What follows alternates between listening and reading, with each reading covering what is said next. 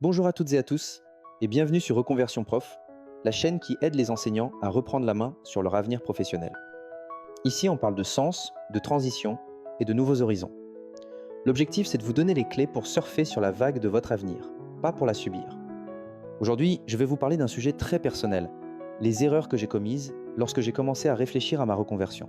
Je partage ce retour d'expérience parce que je sais que beaucoup d'enseignants qui envisagent de changer de voie se reconnaîtront dans ces maladresses. Et si je le fais, c'est pour vous aider à éviter les mêmes pièges, à gagner du temps et à avancer plus sereinement. Restez bien jusqu'à la fin, car je vous donnerai aussi mes conseils concrets pour transformer ces erreurs en levier de réussite. L'erreur numéro 1, c'est de vouloir aller trop vite. Quand j'ai commencé à envisager la reconversion, j'étais dans l'urgence. Je voulais trouver rapidement une sortie, comme si chaque jour comptait. J'avais ce sentiment d'étouffement, et j'ai confondu agir vite avec agir bien. Alors, je me suis mis une pression énorme. Trouver une idée de métier, repérer une formation, monter un dossier administratif, préparer une candidature, tout ça en quelques semaines. Mais à force d'empiler les actions, je n'ai pas pris le temps de me poser la vraie question. Qu'est-ce que je veux profondément? Et résultat, je tournais en rond. Je passais d'une idée à l'autre sans direction claire. Un jour, je voulais devenir formateur, le lendemain travailler dans le social, puis dans la communication, dans l'informatique, la finance. Rien n'était cohérent parce que je n'avais pas défini mes priorités. Ce que j'ai compris ensuite, c'est que la reconversion n'est pas un sprint, c'est un marathon. Ce n'est pas une course contre la montre, c'est une construction. Et pour construire, il faut des fondations solides. Comprendre ce qui nous motive vraiment, identifier nos valeurs et accepter que la clarté vienne avec le temps. Mon conseil, si vous ressentez cette urgence, prenez un pas de recul.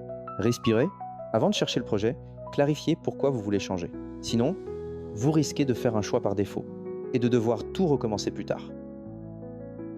L'erreur numéro 2, c'est de croire qu'il faut tout plaquer d'un coup. Je pensais que la reconversion signifiait forcément claquer la porte du jour au lendemain. Dans ma tête, c'était noir ou blanc.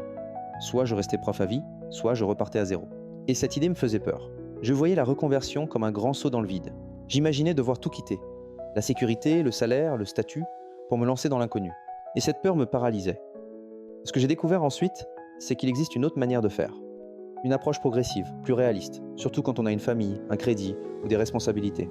On peut avancer étape par étape, tester un projet sur son temps libre, suivre une formation courte, échanger avec des personnes qui exercent déjà le métier qui nous attire, ou encore aménager son poste pour intégrer de nouvelles missions. Cette approche m'a libéré. J'ai compris qu'il était possible d'explorer sans tout casser. La reconversion, c'est pas toujours une rupture. C'est souvent une transition. Et cette transition, elle peut se construire intelligemment, sans paniquer, sans brûler les étapes. L'erreur numéro 3, c'est de vouloir trouver le métier parfait. Au début, je cherchais le métier idéal, celui qui allait cocher toutes les cases. Passionnant, bien rémunéré, flexible, porteur de sens, aligné avec mes valeurs, compatible avec ma vie personnelle.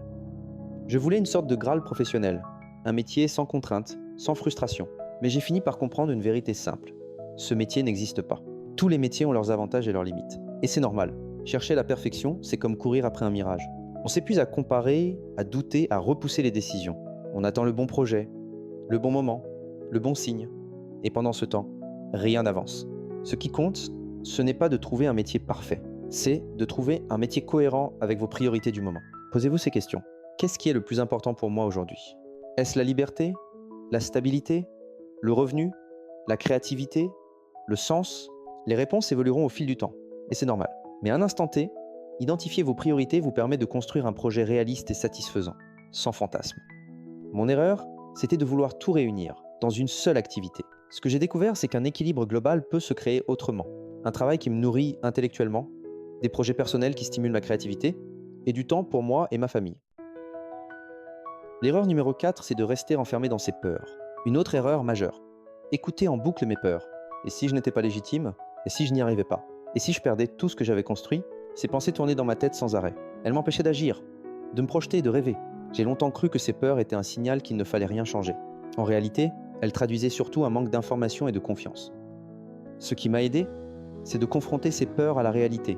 En rencontrant des enseignants qui avaient franchi le pas, en découvrant les dispositifs de transition existants, en m'informant sur les formations, les bilans de compétences, les droits à la reconversion, je me suis rendu compte que beaucoup d'obstacles étaient bien plus petits que je ne l'imaginais. Oui, il faut des efforts. Oui, il y a des incertitudes. Mais rien d'insurmontable quand on avance avec méthode et accompagnement. Mes peurs étaient surtout amplifiées par la solitude et le manque de clarté. Le jour où j'ai commencé à parler de mon projet, à me faire accompagner, elles ont perdu leur pouvoir. L'erreur numéro 5, c'est de ne pas oser demander de l'aide. Pendant longtemps, j'ai voulu tout gérer seul. Je pensais que c'était mon problème, mon choix, et que je devais avancer sans déranger personne. Je me disais que demander de l'aide serait une forme de faiblesse.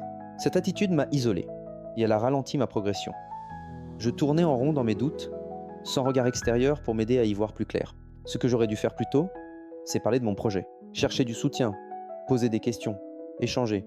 Les proches, les collègues, les personnes déjà en reconversion, les coachs, les conseillers, tous peuvent apporter un éclairage différent. Et ces échanges, parfois anodins, débloquent des choses incroyables. Seul, on avance lentement. Accompagné, on avance plus vite et surtout plus sereinement. La reconversion, c'est un chemin qui se construit. Et comme tout chemin, il est plus sûr quand on ne marche pas seul. Avec le recul, je ne vois plus ces erreurs comme des échecs. Elles ont été des étapes indispensables pour comprendre ce que je voulais vraiment.